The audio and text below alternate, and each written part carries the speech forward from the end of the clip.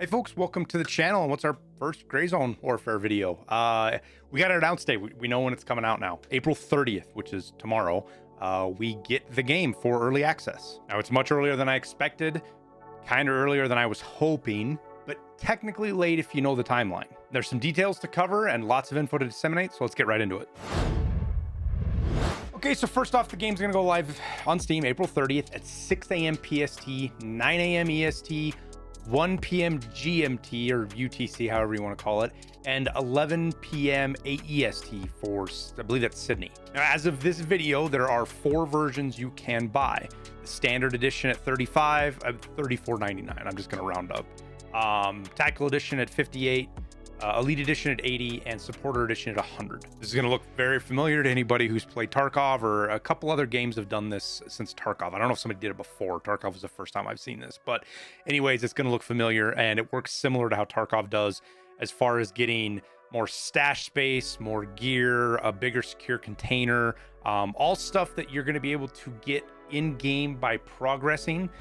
So like, just because you get a bigger stash with the supporter edition than the standard edition, you will be able to upgrade to that same stash size by doing quests and rep and things like that inside the game. Now, for full transparency, I was given a copy for free as part of that 7-day playtest we did. Pretty sure it's a standard edition, and I'll probably be upgrading to the supporter edition tomorrow when the game goes live, but I just want that to be clear that you guys know that. We're setting up a giveaway. I don't have the details yet. I'll be giving away probably 10 copies of the game starting tomorrow.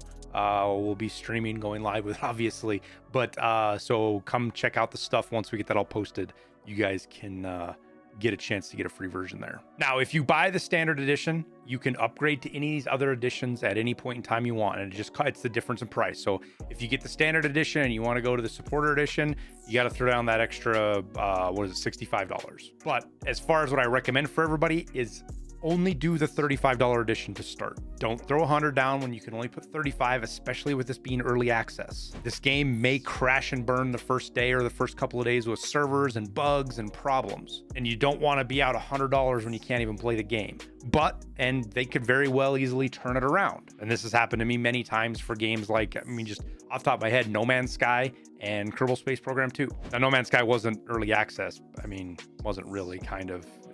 Long story there, but just again to make sure we're clear, this game is in early access. It is incomplete. It will be buggy, and it's going to change a lot as the time goes on. So if you even have the slightest bit of unsureness about this, and you should because it's early access, don't spend any more than you have to. Now, a quick warning, if you do dive in, make sure you are very careful about what faction you pick, as you and your friends need to be on the same one to play together. Now, Madfinger Games gave us this screen snap of what it looks like now. It's a little bit different than we joined, but it says right here at the top, I'll zoom in so you can see it. Faction selection does not affect any starting condition apart from the location of your base camp, i.e. everybody gets the same gear. There's no bonuses or anything like that. Once you pick a faction, you cannot switch until the next game reset, which is every few months. Rumor is about 6, but nothing solid there yet. So in order to play with your friends, you must be on the same faction. Right now, there is no system to reset this. I suggested they got to put something in there because people are just going to click through the screen. We all know how gamers are. They're going to blow through this, and then people are going to be on the wrong faction and not be able to play with each other, and it's going to be a support headache for them anyways. So hopefully we get something to change, but as of right now, you will be stuck in the faction you pick. So get together with your friends before you do it so everybody's on the same page. It's going to be Lemang Recovery Initiative, Mithras Security Systems, or Crimson Shield. And people have been talking to Lemang Gang or Crimson or Mithras. That's usually how people have been referring to it. Now, on top of this, we also did get some word. It's not official patch notes, just kind of some info disseminated through the Discord, that they did get some changes from the playtest. We'll look specifically at these here real quick. This is from a tester who played the recent build. I'm quoting what they said. The AI don't just kill you through everything anymore, but they are still a challenge. So this was a problem. Getting shot through bushes, getting shot through walls, seeming to have x-ray vision. The AI needs a ton of other work other than this, but this is a good step in the right direction. No more memory leaks. This was a huge problem. Just causing people to crash, just until your VRAM would max out and the game would just shut off. So hopefully they've said they addressed it. Hopefully it is actually addressed. The AI aren't really stuck in walls anymore. This tells me that they still do have some issues with them spawning inside of walls or places they're not supposed to. It was really annoying. There was a couple of tasks I couldn't get done because like there was a boss in the one of the bunkers and he was always just in the walls. I could never get to him and kill him. So hopefully that's better. Hit registration is really good. We'll be the judge of that. We'll see how it is. This is huge part of this is networking plus internal changes.